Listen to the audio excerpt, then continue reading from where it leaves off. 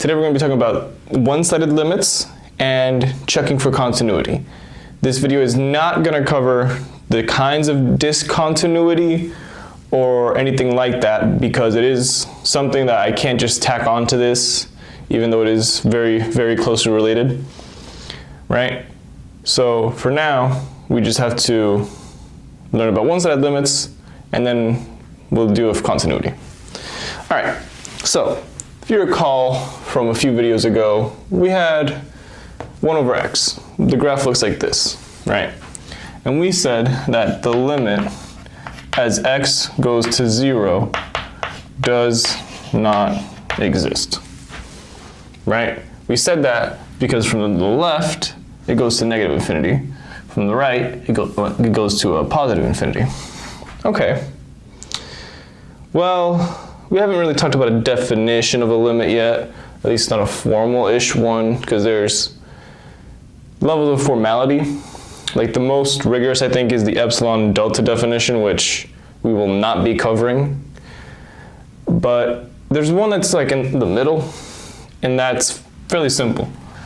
If you agree from the left and from the right, the limit exists. The way you formalize that, like, right? The limit as x approaches from the left, or in this case the right, has to equal the same limit, same point from the left. Well, one thing you're going to notice, x goes to a plus, x goes to a negative. What does this mean? X approaches from the right, x approaches from the left, right? This makes sense because if we're to the right, let's say in this case we're going to x equals 1. So let's just mark it here just so we're all on the same page. From the right, we're greater than x equals 1, but we're going down to x equals 1, which is why it's plus, to show that it's bigger than. If we're approaching from the left to x equals 1, right, our x value is less, so it's increasing. So it's already less, which is why it's negative. Okay. So if the limit from the right and from the left agree, the general limit exists, right? I'll write that up here. So the limit as x goes to a of f of x exists if the limit from the right equals the limit from the left. So we know this limit does not exist. Let's see its one-sided limits. Well, we have the limit x goes to 0 from the right, right? So we're going to start from the right. We're going to go to 0. We get positive infinity. If we do the same thing but from the left, right? We're going to start from the left, go to 0, we get negative infinity, right? And because these two are not the same thing, this does not exist. Okay, let's look at some more examples.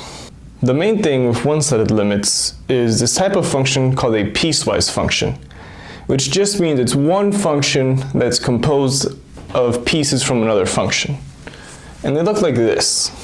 F of x equals x squared plus 4 where x doesn't equal 0, and f of x equals 2 where x equals 0, right? Well, let's graph that, all right? In purple, right, at x equals 0, we have 2, right?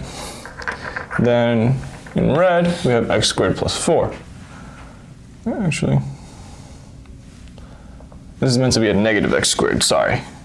It won't change the problem, it just, well, it does change the problem, but it makes the graph nicer in this case. Right, so we're supposed to start here, but we don't exist there, right? So at 2 and negative 2, it's 0, so looks something like that. Except there's a hole here. Now, if there is a circle where a function is meant to be, that tells you that at that specific point, the function does not exist, right?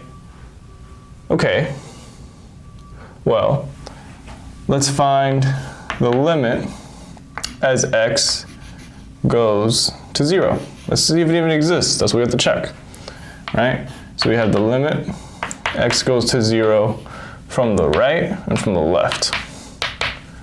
I should write f of x. Oopsies.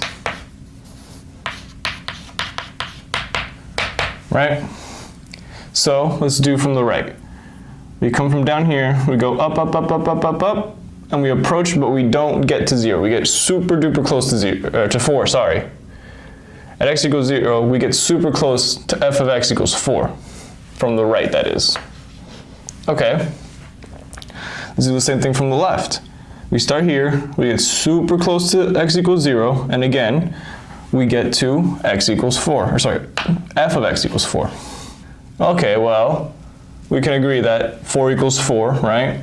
So, since the limit as x goes to 0 from the right equals the limit as x goes to 0 from the left, then the limit x goes to 0 equals 4 and exists. Cool. But why do we care about this? Well, here's a question for you. I'll write it up here in orange. What's the value of f of 0? Think about it. Give yourself a second to think about it. I'm assuming if you thought about it, you got one of two answers. You either got 4 or 2. And the correct answer is 2. Let me explain. For everywhere except the point x equals 0, f of x follows this equation right here, negative x squared plus 4, right?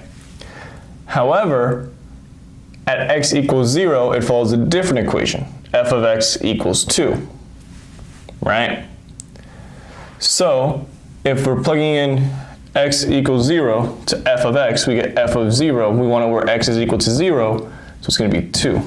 So we're saying the limit as x goes to 0 equals 4, but f of 0 equals 2. Huh. Interesting. They don't line up. Right? And maybe you noticed when I was drawing this, but what I did was I drew the point, the parabola, and then I remembered technically that doesn't go there. Right? But let's do it in a different order. Maybe this will help with it, right? Have my coordinate system. I'm gonna draw from negative infinity to 0. I then have to account for f of 2, and then I can account from 0 to infinity. Now it was very subtle, but I had to pick up my chalk to draw the dot at x equals 2, or sorry, x equals 0, right? So maybe you've heard this before in an algebra class, and if not, no worries. But this function is not continuous at x equals 0, because the simpleton way of saying it is if you have to pick up your writing utensil, in this case for me chalk, for you probably pen or pencil, if you have to pick it up to like draw it all the way, then it's discontinuous. Okay, so seems like the function's value and the limit's value have something to do with continuity.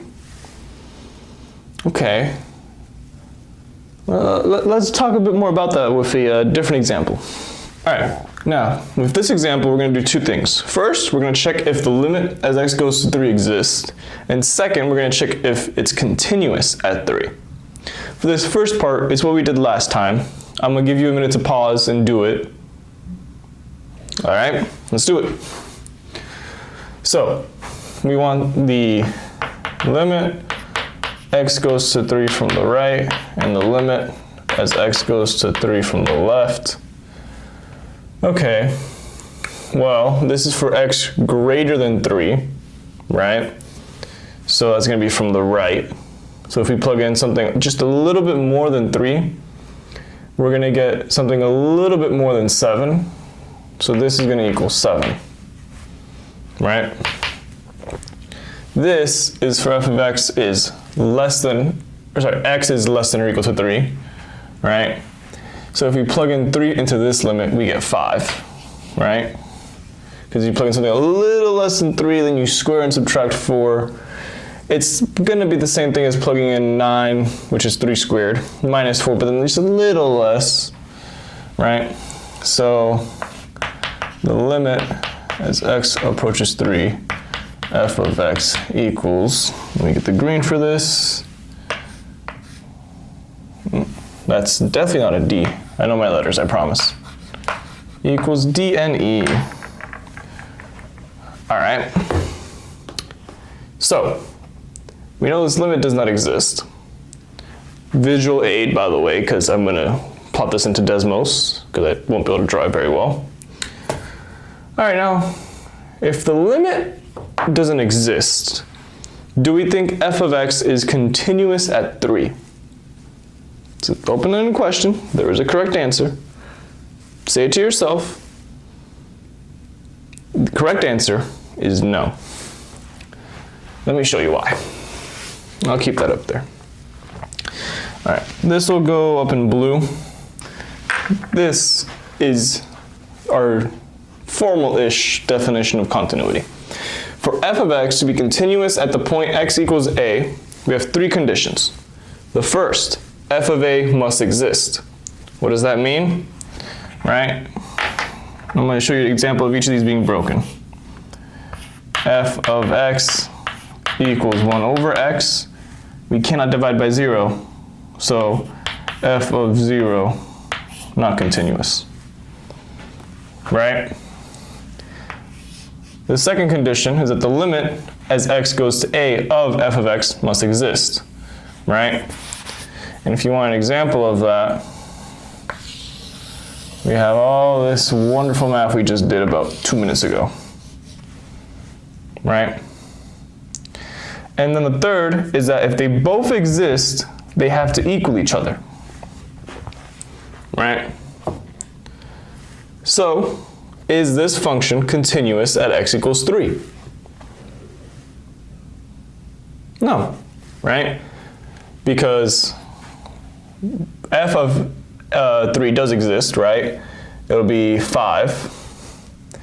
But do the limits agree for the limit to exist? No. All right? So, I'm going to now change one simple thing about this question. This went from x plus 4 to x plus k, right? The question now is, for what k value is f of x continuous at x equals 3? All right. I'm gonna erase all this with movie magic. I'll see you in a second. Please note I wrote the conditions for continuity over there, and we're answering this. All right. For what k value is f of x continuous at x equals 3? Well, let's write down what we didn't change at all from last time. If you have the limit as x goes to 3 from the left, this equals 5, right? Because we didn't change x squared minus 4 at all, right? What this means is that for this to be continuous, we already know the point exists, and we want the limit to equal the point. And so we know f of 3 equals 5, right? Okay, now how can we get the k value? Well, for it to be continuous, we want the two-sided limit to equal the point. So we want the two-sided limit to equal 5. For the two-sided limit to exist, because last time it did not exist, we have to have the limit from the left equaling the limit from the right. Right? So we want the limit as x approaches 3 from the left to equal the limit as x approaches 3 from the right. Okay, well, one fun thing about math is that you can swap out equivalent things, right? So we know the limit as x goes 3 from the left is equal to 5, so we get 5 needs to equal the limit as x approaches 3 from the right of x plus k. And just to be clear, k is some constant that we get to play around with. It's like trying to find x essentially. We know we can break this up, right? To get the limit, 5 equals limit x goes to 3 from the right of x plus the limit x goes to 3 from the right of k, right? And k is some constant, so really this is k. That's not going to change anything.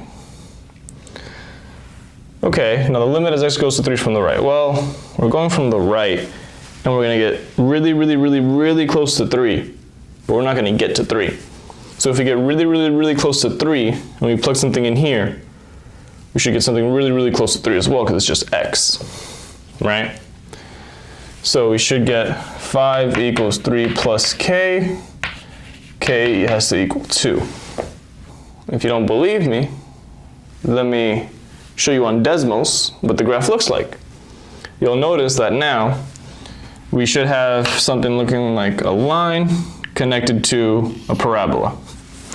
And what matters is that where they intersect is the same point. Right? So it should look something like that, like a ladle, I guess. Right? So if k equals 2, this causes the one-sided limits to agree, which means the limit exists and equals 5. And if the limit exists and equals 5, then the limit equals f of 3. So our answer to this problem is k equals 2. Awesome. Now, let's try one more of these. Now this function, it's not piecewise, it's just trig. It's cotangent of x. We're going to try and find 3 things. F of 0, the limit as x goes to 0, and then we're going to ask if it's continuous at x equals 0. Alright? As always, feel free to try this at first. If you get a bit stuck as to what the hell cotangent is, it's cosine x over sine x, or 1 over tangent of x. Alright? Give it a shot. You can do it. Well, if you couldn't tell, the first 2 things build straight into the third, right? So let's just find f of 0, right? Cotangent of 0 equals cosine 0 over sine 0, right? Well, let's look at our unit circle, which I'm going to keep handy over here, even though it's not very circle, it's more oblique. At 0, we got cosine equals 1, sine equals 0, which means we get 1 over 0. Okay, well, you know what, let's just move on to the next part, the finding the limit. We can do that, right? We don't have to worry about this. You know, it looks like a headache. Maybe we can like back substitute at the very end to make it continuous or something. Let's just move on, right? So now we need to find the limit. X goes to 0 from the right, and the limit x goes to 0 from the left. Okay. It's hard to just know what cotangent, the graph of it looks like. So we're not going to be able to use that unless you want to spend a lot of time plugging in points and figuring it out. But what we can do is use cosine and sine to approximate approaching 0 from the left and the right respectively, right? So let's say we have x equals 0.00000001. This is practically 0, but not really. Again, whole idea of a limit. If we plug this in, right, into our unit circle, I'm gonna show this in blue. Right, we get some point like right there. Super small change. So now cosine is just a little bit less than 1, right? While sine is a little bit more than 0. Okay. So we get cosine of 0 from the left over sine, from the right, of 0 from the right. Now, this notation that I used here, 0 with the exponent as a positive addition sign, right? That just means, imagine it's something like this, right? So we said cosine would become just a little bit more than 1, a little bit less than 1, and sine would be a little bit more than 0. So that's like saying we're going to have 0.999 divided by something like this. When you're dividing by a really small number, you then blow it up and it becomes a way bigger number, right? So if you do that with an infinitely small number, you get positive infinity. Okay? Now let's do the same idea with x goes to 0 from the left, right? Let's say we have x equals negative 0.0000001. I don't know if it's the same magnitude, I don't really care either. Point is, really small number, but it's negative, right? That corresponds to coming down over here on the orange line, right? Okay, well, it's the same idea. Now, sine is going to be some negative value that's really small, right? While cosine is the same value still, because it's down here. And cosine is the same in quadrants 1 and 4, right? And again, 0 with a minus sign in the exponent just means it's slightly smaller than actual 0. So, again, this is going to be something just a little bit shy of 1. And this is going to be some really small negative number. And it'll be the same thing where you you divide by a really small number, which is the same thing as multiplying by a really big number, except this time it's negative, so you get negative infinity.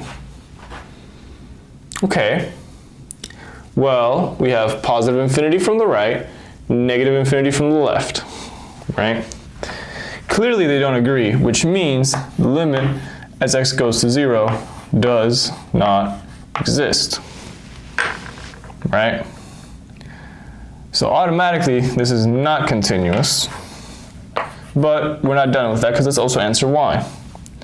No, since limit x goes to 0 does not exist, and there's two failing conditions in this case. Remember when I said we could just ignore this bit up here and just move on with the rest of the question? We did, but we actually did everything right here. You get an indeterminate because what happens is from the left you approach negative infinity, from the right positive infinity. So this is also dne. So it fails both conditions, right? Now, as a bit of a visual aid, I'll give a quick sketch of the graph, right? It looks something like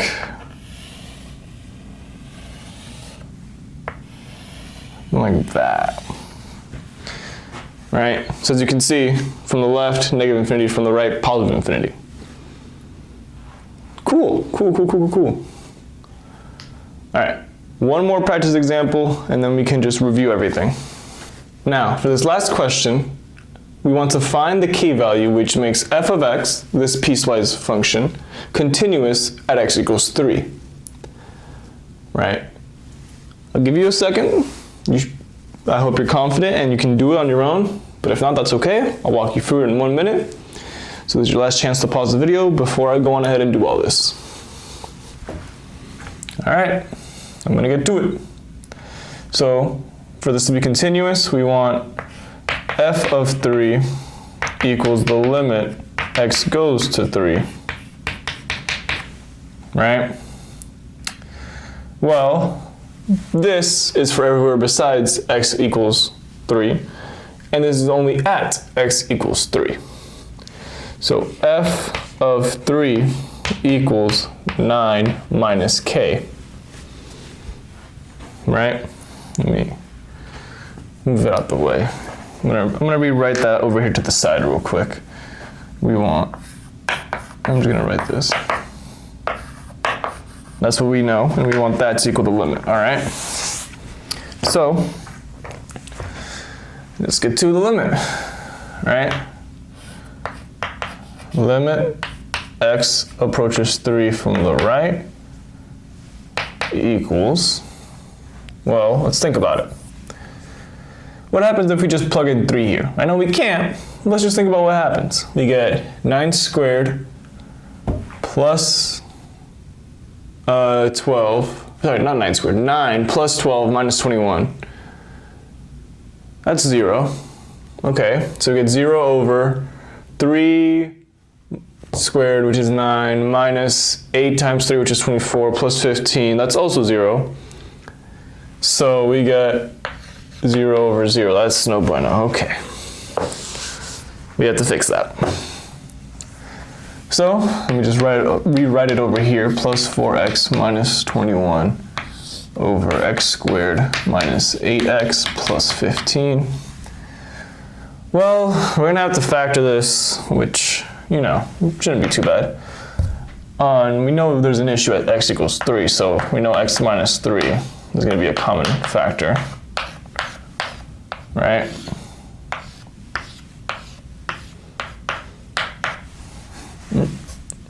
Okay.